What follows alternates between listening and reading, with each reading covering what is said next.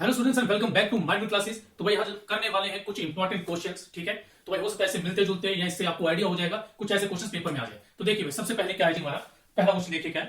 तो first question में हमें कह रहा है वो कि when the present age of the mother is added to the present age of the daughter, जब मदर की प्रेजेंट एज को डॉटर की एज में प्लस किया जाए, मदर की एज को डॉटर की एज में प्लस करेंगे तो एज कितनी हो जाएगी जी, द सम इज 40 ईयर्स।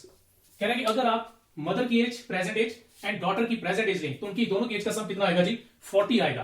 तो क्या कह रहे हैं जी, what will be their total age after 5 years. तो भाई 5 सालों के बाद उनकी एज कितनी हो जाएगी, ठीक है, दोनों का सम, सॉरी अभी दोनों की एज का सम है जी 40।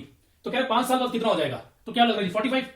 बिल्कुल गलत है भाई, 45 नहीं आ सकता, ठीक है। देखिए क्यों, देखिए भाई मदर भी 5 साल बड़ी होगी, सिंपल सी बात है, मदर की एज भी 5 साल बढ़ेगी और डॉटर की एज भी क्या होगी जी, 5 साल बढ़ेगी।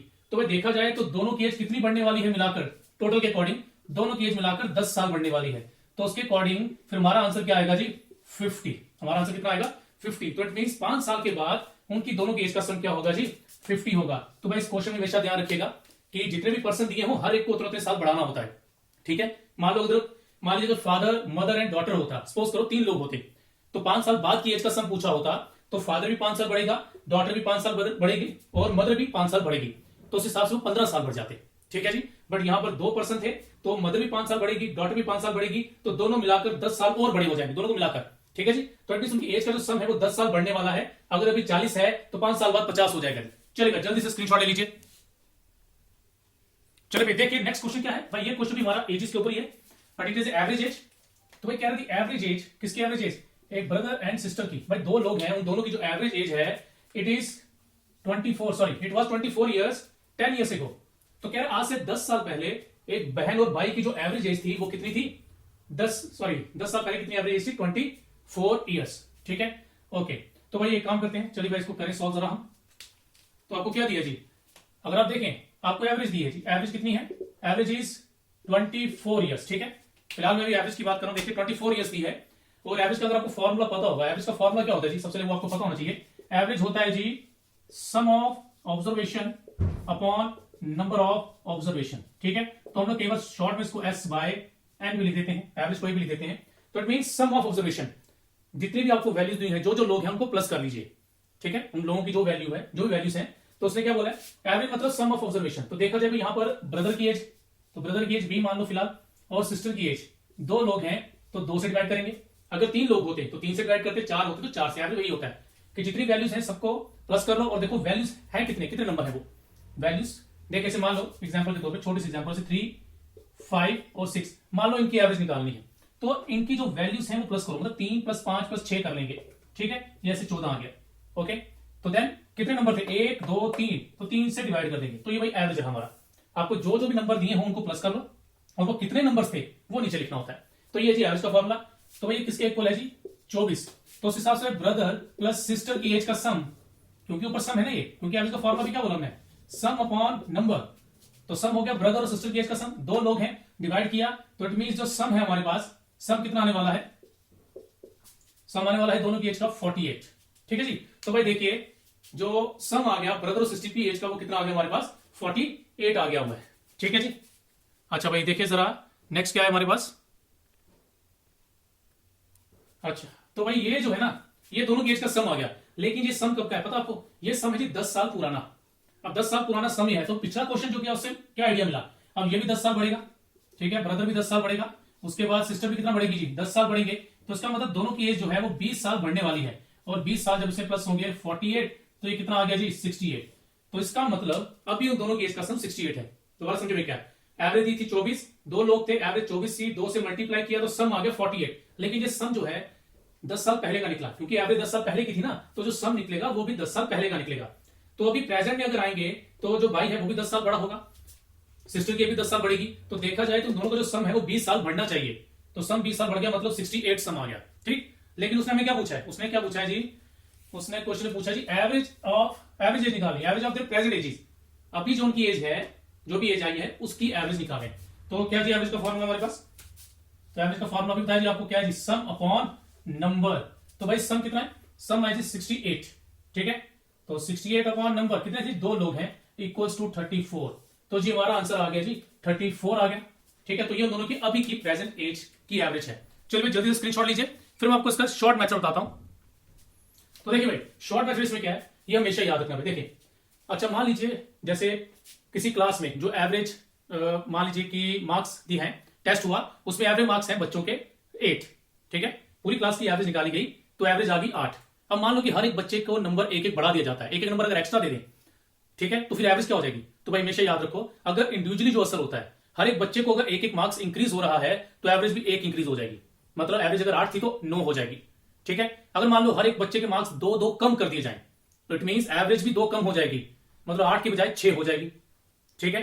तो इसी तरह मान लीजिए अगर मार्क्स डबल हो जाए, अगर मार्क्स डबल हो गए तो एवरेज भी डबल हो जाएगी, 8 का डबल 16, तो अगर हाफ हो गए तो 4 हो जाएगी।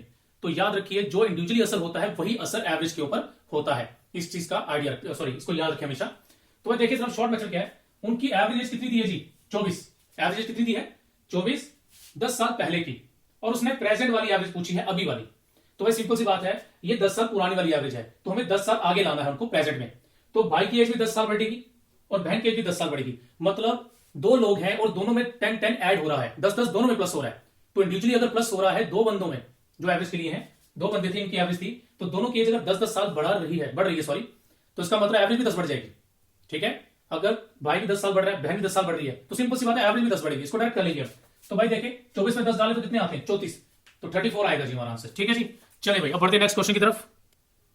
चलो भाई देखिए नेक्स्ट क्वेश्चन क्या जी हमारा, हमें वो कह रहे थी the price of 250 gram of rice, 250 ग्राम चावल की कीमत कितनी है जी, 7 रुपए 50 पैसे, ठीक है। और आपको क्या कह रहा है जी, 5 केजी राइस की कीमत बताइए। तो भाई देखिए बिल्कुल सिंपल क्वेश्चन है, इसमें हम यूनिटरी मेथड यूज करेंगे। यूनिटरी मेथड क्या होता है, आपको पर्टिकुलर चीज की वैल्यू दी होती है और कोई अनदर वैल्यू पूछ लेते हैं उसी के बारे में। जैसे यहाँ पे 250 ग्राम चावल की वैल्यू दी है तो 5 किलो चावल की पूछी है, ठीक है। तो देखिए यूनिटरी मेथड में क्या है, बिल्कुल शॉर्ट में करेंगे। तो भाई 250 ग्राम जो है वो कितने का है जी, 750 का, ठीक है। तो भाई इसको डेसिमल अगर आप हटाना चाहें तो आप डेसिमल हटा सकते हैं, 750/100 आ जाएगा, ये कट गया हमारा, ठीक है जी। तो इसको अगर और सिंपल करना है तो 5 से काट सकते हैं जी, ये 5 15 से कटेगा और ये 5 2 से कट जाएगा। तो भाई 250 ग्राम जो चावल है उनकी कीमत 15/2 रुपए आ गई। देखो डायरेक्ट भी कर सकते थे आप, 7.5 का मतलब क्या होता है, 7.5 का मतलब 15 का हाफ, ठीक। देन भाई 1 ग्राम कितने का पड़ेगा हमें, 1 ग्राम पड़ जाएगा जी 15/2 इंटू ये 250 नीचे चला जाएगा, तो कितना हो गया जी, ये आ गया जी 15 कितना 500, ठीक। अच्छा उसके बाद देखें उसे 5 केजी राइस की कीमत पूछी है। तो भाई यूनिटरी मेथड में चीज याद रखिएगा, अगर आपको पहले ग्राम में दिया है तो दूसरी चीज भी ग्राम में होनी चाहिए, मतलब दोनों का यूनिट सेम हो। अब चाहे या इसको केजी में कर लेते या इसको ग्राम में कर लीजिए, आप पे डिपेंड करता है। यूनिटरी मेथड लगाने के लिए दोनों का यूनिट सेम हो तो बेटर रहता है, ठीक है जी। तो इट मींस मैं 5 केजी की बात कर रहा हूं, तो 5 केजी का मतलब कितना हो गया जी, 1 किलो होता है जी 1000 ग्राम, तो 5 किलो क्या होगा, 5000 ग्राम होगा, ठीक है। 1 किलो कितना आ गया जी, 1000 ग्राम है जी हमारे पास, तो 5 किलो सिंपल सी बात है 5000 ग्राम आ गया। तो 5000 ग्राम चावल कितने के पड़ेंगे जी, 15/500 इंटू कितना जी 5000 है, तो भाई ये काट कर कितना आ गया 10, तो आ गया जी आंसर 150। तो जी आंसर हमारा कितना बन गया, 150 बन गया। तो ये रहा जी 150, ठीक है जी। अब जल्दी से भाई इसका स्क्रीनशॉट ले लीजिए, फिर आपको एक अलग मेथड भी बताते हैं। तो देखो भाई क्या है, अब जरा ध्यान से बात सुनना मेरी, ये बिल्कुल सिंपल है। देखो भाई 250 ग्राम कितने के, 7.5 के, ठीक। भाई 250 ग्राम अगर आप देखें, 250 ग्राम जो होता है 1 किलो का चौथा हिस्सा होता है, 1 किलो का क्या होता है, चौथा हिस्सा, 4th पार्ट, ठीक। तो सिंपल सी बात है 250 ग्राम अगर इतने के हैं तो 1 किलो कितने के आएंगे, मतलब मैं ये कह रहा हूं कि अगर 1/4 जो है 1/4 इसके बराबर है, चौथा हिस्सा इसके बराबर है, तो पूरा कितने का होगा, 4 से मल्टीप्लाई करेंगे। तो भाई सीधा 4 से मल्टीप्लाई किया तो कितना आ गया जी, ये आ जाएगा सीधा सीधा 30 रुपए, कितने 30 रुपए आ जाएंगे, ओके।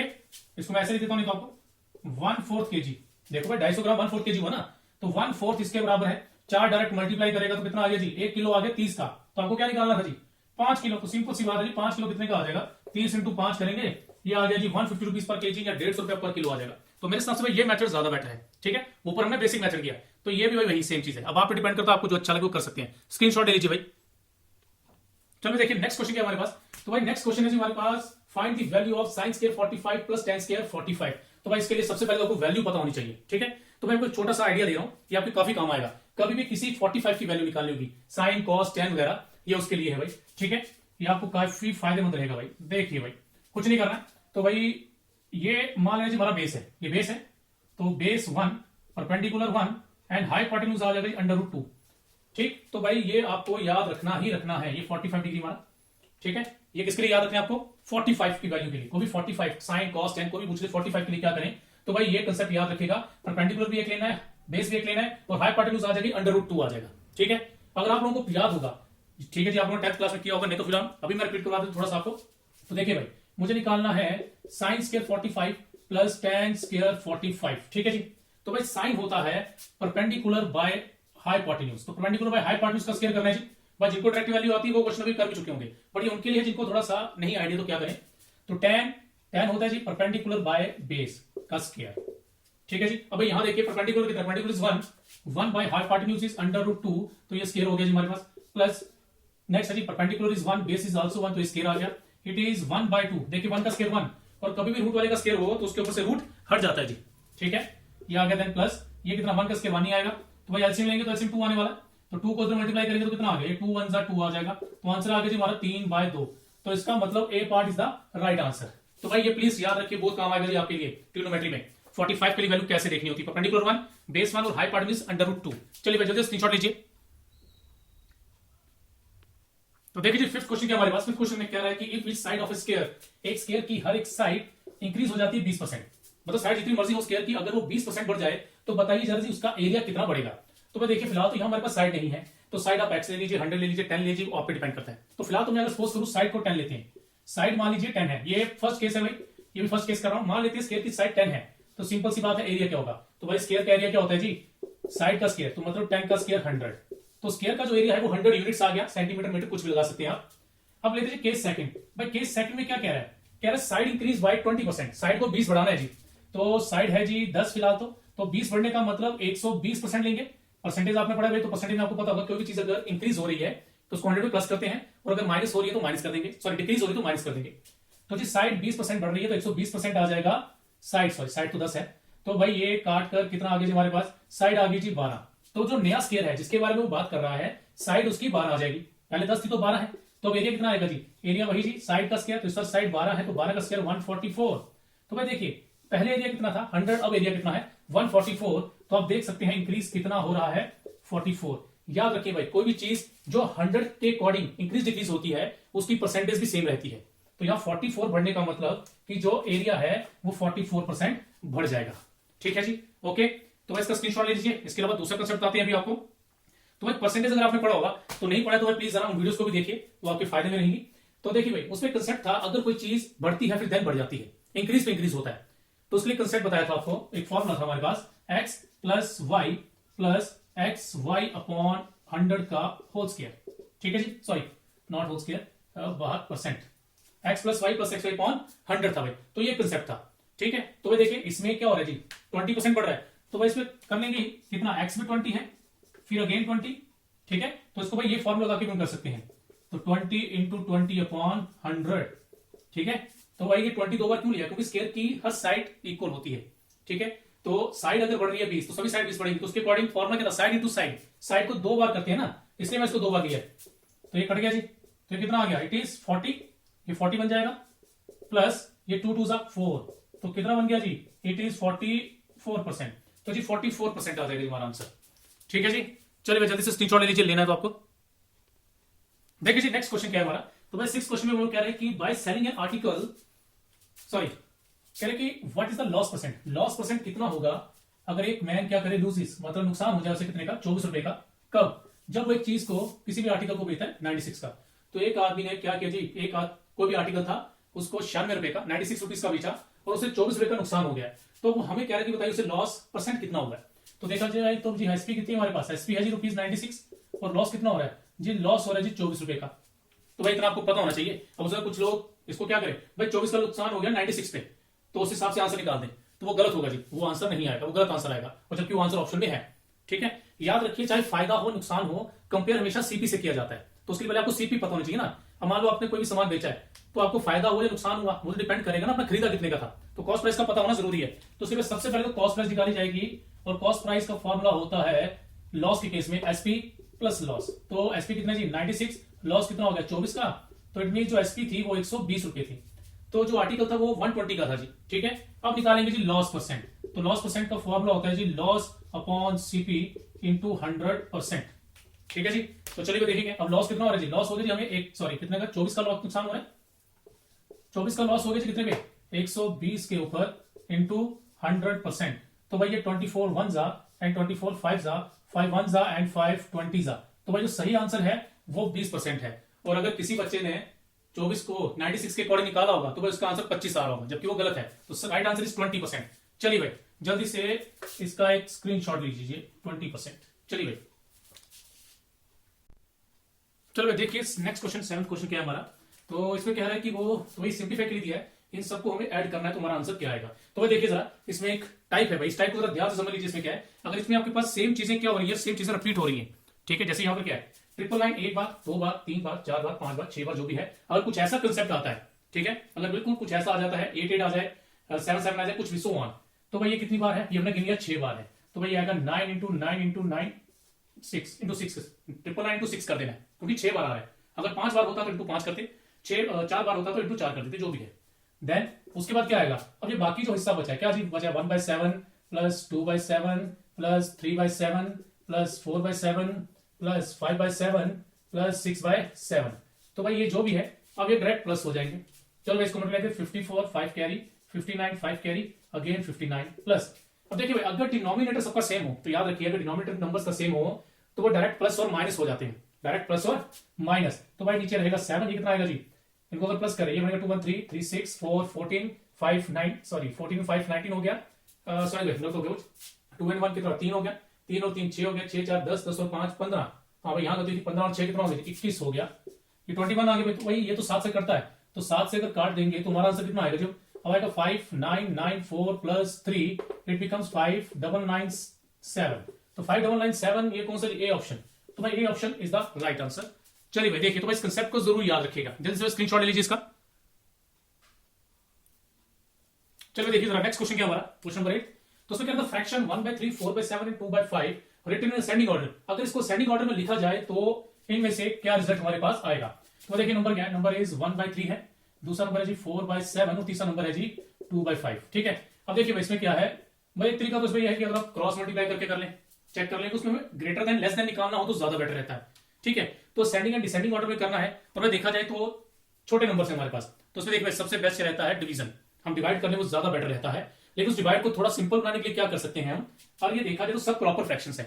अभी प्रॉपर फ्रैक्शन क्या होती है, प्रॉपर फ्रैक्शन में न्यूमरेटर छोटा होता है और डिनोमिनेटर बड़ा होता है जी। तो ये होता है जी हमारे पास प्रॉपर फ्रैक्शन। तो ये प्रॉपर फ्रैक्शन में है सभी, तो मतलब डिवाइड करेंगे तो 0 पॉइंट समथिंग आने वाला है। तो याद रखिए प्रॉपर फ्रैक्शन में हमेशा डिवाइड जब करें 0 पॉइंट समथिंग ही मिलेगा। तो उसको थोड़ा सिंपल करने के लिए अगर मैं क्या करूं, इनके साथ 0 डाल दूं भाई, ठीक है, तो मुझे थोड़ा आसान रहेगा। मुझे स्टार्टिंग में 0 नहीं, स्टार्टिंग में कोई नंबर जरूर मिलेगा। तो कभी कभार क्या होता है कि हमें डिवाइड करने की ज्यादा स्टेप्स की जरूरत ही नहीं पड़ती, एक एक स्टेप में ही आंसर पता चल जाता है। जैसे फॉर एग्जांपल देखिए यहाँ पर क्या है, अगर 10 को 3 से डिवाइड करें तो भाई हमें पता है 10 में 3 नहीं आता, 9 आता है। इट मींस इसका आंसर 3 पॉइंट समथिंग आने वाला है, 3 पॉइंट समथिंग, ओके। 40/7 तो 47 में नहीं आता, हाँ 7 में कितना आता है, 7 के टेबल में 35 आता है, 5 7 5 35 आता है। तो इट मींस इसका आंसर 5 पॉइंट समथिंग आएगा। और भाई इसमें क्या है जी, ये तो डायरेक्ट दिख रहा है जी, 5 4 क्या आएगा जी 20। तो देखिए भाई इसे मैंने एक एक स्टेप में ही आंसर कर दिया, ये लगभग 3 है, ये 5 पॉइंट समथिंग है, ये 4 आ रहा है। तो हमें सामने दिख रहा है जी, यहाँ पे सबसे छोटा जो नंबर है वो 3 है, 3 पॉइंट समथिंग, इट इज 1/3। तो जी 1/3 देखिए यहाँ पर एक ही ऑप्शन में है सबसे पहले, ठीक है। 1/3 के बाद जो इससे बड़ा नंबर है वो 2/5 और फिर लास्ट में ये, तो it means C part is the right answer, ठीक है जी। तो कभी कुछ ऐसा आ जाए तो उसके साथ आप 1 0 लगा लो या 2 0 लगा लो, देन डिवाइड कीजिए तो बेटर रहेगा जी आपके लिए। हाँ जब बड़े नंबर्स होते हैं तो उसके लिए कुछ और किया जाता है, लेकिन वो फिर कभी देखेंगे। तो भाई जल्दी से इसका स्क्रीनशॉट ले लीजिए। तो देखिए भाई 9th क्वेश्चन क्या हमारे पास, तो देखिए भाई 9th क्वेश्चन में क्या रहा है कि the number of marble slabs, ठीक है, number of marble slabs, size कितना दिया जी 30 centimetre 20 centimetre required to pave the floor of square room of side 3 metre, ठीक है। तो भाई आप लोगों ने देखा होगा, जैसे आप लोगों के घरों में भी होगा कि क्या है कि फ्लोर के ऊपर कुछ टाइल्स लगाई गई हैं, ठीक है, आजकल तो लोग वॉल्स के ऊपर लगाते हैं। तो अब उसमें क्या होता है कि अगर हमें पता करना है, ठीक है, कि भाई अगर फ्लोर पे टाइल लगा रहे हैं तो भाई इस फ्लोर के लिए कितनी टाइल्स चाहिए, इस वॉल के लिए कितनी टाइल्स चाहिए, तो हम ज्यादातर क्या करते हैं, जो भी उसमें माहिर होते हैं उनको बुलाए जाते हैं, ठीक है, जो भी वर्कर्स काम करते हैं उसके ऊपर, देन उनको आइडिया ले जाता है। तो भाई वो मार्बल का पीस देखकर, जो मार्बल आपने लगाना है उसका अगर उनको पीस दिखाएंगे सर हमने ये लगवाना है, और वो फ्लोर देखेगा, और देन उसके बाद वो आइडिया दे सकता है आपको कि भाई लगभग इतनी टाइल्स का लग जाएंगे आपके यहाँ पे। तो भाई वो आइडिया उसको कहां से आता है, ठीक है। तो इसके लिए देखिए सिंपल सा फॉर्मुला रहता है नंबर ऑफ टाइल्स के लिए, ठीक है। तो वो फॉर्मुला क्या होता है, वो होता है जी हमारे पास एरिया ऑफ द फ्लोर, ठीक है, जहां भी आपको टाइल्स लगानी है भाई, अब फ्लोर हो वॉल हो जो भी है उसका area divide by area of each tile. तो नंबर ऑफ टाइल्स के लिए क्या चाहिए आपको, एक तो फ्लोर का एरिया जहां पे आपको टाइल्स लगानी है उसका एरिया चाहिए, और हर एक टाइल का एरिया चाहिए। ठीक है जी, तो चलिए भाई देखते हैं यहां पर फिर हमारे पास कुछ ये लगता है। तो नंबर ऑफ टाइल्स क्या आ जाएगा जी, नंबर ऑफ टाइल्स अभी क्या पढ़ा जी हमने, एरिया ऑफ द फ्लोर। तो फ्लोर का एरिया भाई, फ्लोर का एरिया देखा तो फ्लोर स्क्वायर शेप में है जिसकी साइड है 3 मीटर। अच्छा एक चीज और, जैसे मैंने पहले एक क्वेश्चन में पहले भी किया था जिसमें यूनिट्स मैंने बात की सेम होनी चाहिए, तो इस केस में भी जो एरिया फ्लोर है उसका यूनिट और एरिया ऑफ टाइल जो है उसका यूनिट सेम होना चाहिए। भाई जो फ्लोर है उसकी साइड तो मीटर में दी है और जो टाइल है उसकी सेंटीमीटर में दी है, तो भाई दोनों का यूनिट सेम होना चाहिए। तो यहाँ तो दोनों को सेंटीमीटर में कर दो या मीटर में कर दो, तो मैं ज्यादातर क्या करता हूँ भाई, मैं बड़े वाले को छोटे में करता हूँ, मतलब मीटर को सेंटीमीटर में कर लेते हैं। तो 3 सेंटीमीटर कितना होगा जी, 3 सेंटीमीटर का मतलब कितना हो गया जी 3 मीटर का मतलब 3 मीटर का मतलब हो गया 300 सेंटीमीटर, क्योंकि 1 मीटर 100 सेंटीमीटर के बराबर होता है। ठीक है, 1 मीटर 100 सेंटीमीटर के बराबर होता है, तो इसका मतलब 3 मीटर क्या होगा जी, वो 300 सेंटीमीटर होगा। ठीक है, तो टाइल क्या आएगा जी, एरिया ऑफ टाइल आएगा जी लेंथ इंटू ब्रेड्थ। ठीक है, ओके सॉरी स्क्वायर टाइल है तो हम साइड इंटू साइड लिख सकते हैं, जो फ्लोर है वो साइड उसकी शेप में है, तो साइड इंटू साइड, और नीचे टाइल भाई जी, टाइल जो है वो रेक्टेंगल शेप में है क्योंकि लेंथ अलग ब्रेड्थ अलग है, तो लेंथ इंटू ब्रेड्थ लिख सकते हैं। तो भाई कितनी साइड है जी स्क्वायर, जो फ्लोर है हमारा 300 सेंटीमीटर अपॉन 300 सेंटीमीटर, ये लेंथ कितनी है जी, लेंथ 30 है और ब्रेड्थ कितनी है जी 20। चलिए भाई अब काम आ गया जी काटा पीटी का। ठीक है, काटे इसको, तो भाई ये काट कर आ गया जी 3 1 जा एंड 10 जा, और ये काट कर आ गया 2 1 जा एंड 2 15 जा, तो भाई लगभग कितना बन गया जी हमारे पास 150 टाइल्स। तो 150 टाइल मींस बी पार्ट, तो भाई B part is the right answer. चलिए भाई जल्दी से स्क्रीनशॉट ले लीजिए इसका। चलिए भाई देखिए भाई नेक्स्ट क्वेश्चन का 10th क्वेश्चन हमारा। तो जो 10th क्वेश्चन में क्या है कि if the CP of 12 pen, 12 pen की जो सीपी है वो बराबर है द एसपी ऑफ 8 पेन। ठीक है, कह रहे कि 8 की सीपी बराबर है, सॉरी 8 की सीपी नहीं 12 की, 12 की सीपी बराबर है जी 8 की एसपी के बराबर। ठीक है, 12 की सीपी और 8 की एसपी क्या है, बराबर है। ठीक है, तो देखिए इसके लिए डायरेक्ट आपको शॉर्ट मेथड बताता हूं। ठीक है, तो चलो पहले काम करते हैं, मेरे पास 2 मेथड है, मैं आपको दोनों बता देता हूं, आपको देन जो अच्छा लगे वो यूज कर सकते हैं। तो एक काम करते हैं भाई, हम इसकी रेशियो बना लेते हैं, चाहे एसपी बाय सीपी कर लीजिए या सीपी बाय एसपी, जो आपको ठीक लगे। तो भाई यहाँ सीपी है तो सीपी के नीचे एसपी ले आते हैं। ठीक है, यहाँ नंबर 8 है तो उसके नीचे नंबर वहां चला जाएगा। ठीक है, तो मैंने क्या किया, सीपी और एसपी की रेशियो एक तरफ ले ली और जो नंबर थे उनकी रेशियो दूसरी तरफ ले ली। ओके भाई, अब देखिए भाई ये तो करते हैं, ये 4 2 जा एंड ये कितना जी 4 3 जा, तो इसका मतलब मेरे पास कॉस्ट प्राइस और सेलिंग प्राइस की रेशियो क्या आ गई 2/3। तो भाई हम ये मान सकते हैं कॉस्ट प्राइस 2 रुपए है, तो कॉस्ट प्राइस 2 रुपए है और सेलिंग प्राइस कितनी है जी 3 रुपए। भाई कॉस्ट प्राइस 2 रुपए, सेलिंग प्राइस 3 रुपए, तो इसका मतलब हमें तो फायदा हो गया, हमें क्या हो रहा है जी गेन हो रहा है। कितना गेन हो गया जी 1 रुपए का गेन हो रहा है। ठीक है, देखो 2 की चीज 3 में बेच रहे हैं तो 1 रुपए का फायदा हो गया, लेकिन हमें उसने क्या पूछा है, गेन और लॉस परसेंट बोला है, तो परसेंट निकालना पड़ेगा। तो गेन परसेंट क्या आता है जी, गेन परसेंट क्या आएगा, जितना भी प्रॉफिट हो रहा है अपॉन सीपी, अपॉन सीपी। चलिए मैं पहले फॉर्मूला देता हूं आपके लिए, गेन जितना भी हो अपॉन सीपी इंटू 100%। ठीक है जी, तो ये क्या आ जाएगा जी, तो गेन कितना हो रहा है, गेन हो रहा है 1 का कितने के ऊपर 2 के ऊपर इंटू 100% करेंगे तो ये कितना आ जाएगा जी 2 1 जा एंड 50 जा, तो जी आंसर आ गया जी मेरे पास 50%। ठीक है जी, तो 50% इज द राइट आंसर, तो ये रहा जी 50% गेन हमारा सही आंसर। तो इसका स्क्रीनशॉट ले लीजिए, फिर मैं इसका दूसरा मेथड दूं आपको। चलो देखिए भाई जरा दूसरा मेथड क्या है, इसी कंसेप्ट को लेते हैं जी, 12 की सीपी किसके बराबर है जी 8 की एसपी के बराबर है। ठीक है जी, तो देखिए इसमें क्या करेंगे, इसमें सीपी के सामने देखिए क्या नंबर दिख रहा है, सीपी के सामने वाला नंबर लेना है जो एसपी के साथ जुड़ा है। सीपी के सामने जी 8 है, तो इसका तो सीपी होगी 8 रुपए, सीपी कितनी होगी 8 रुपए होगी, और कॉस्ट प्राइस किस तरफ कौन सा नंबर है जी 12, तो cost price sorry selling price के इधर क्या है 12, तो सेलिंग प्राइस 12 रुपए मतलब 12 रुपीस होगी, कॉस्ट प्राइस 8 रुपीस आ गई, सेलिंग प्राइस 12 रुपीस आ गई। तो भाई सामने दिख रहा है जी हमें 4 रुपए का प्रॉफिट हो रहा है, गेन कितना हो रहा है जी 4 रुपए का। ठीक है, तो 4 का गेन हो गया क्योंकि कॉस्ट प्राइस 8 रुपए है और सेलिंग प्राइस 12 रुपए है, 4 रुपए का फायदा हो रहा है किसके ऊपर, कॉस्ट प्राइस। कॉस्ट प्राइस कितनी है जी 8 रुपए इंटू 100% करेंगे, ये 4 1 जा एंड 2 जा 2 1 जा एंड 50 जा, तो लो जी कितना आ गया 50% आ गया। तो भाई मेरे हिसाब से सेकंड मेथड ज्यादा बेटर रहेगा, बाकी जो आपको अच्छा लगे वो यूज कर सकते हैं। चलिए भाई इसका भी ले लीजिए स्क्रीनशॉट। ओके भाई, तो आज रखते हैं भाई इतना, तो नेक्स्ट वीडियो में दोबारा मिलेंगे भाई, कुछ और मिक्स क्वेश्चन ले आएंगे आपके लिए जो एग्जाम में आने के चांसेस हो सकते हैं या मिलते जुलते, जिससे आपको आइडिया हो जाएगा। ठीक है जी, ओके भाई, थैंक यू।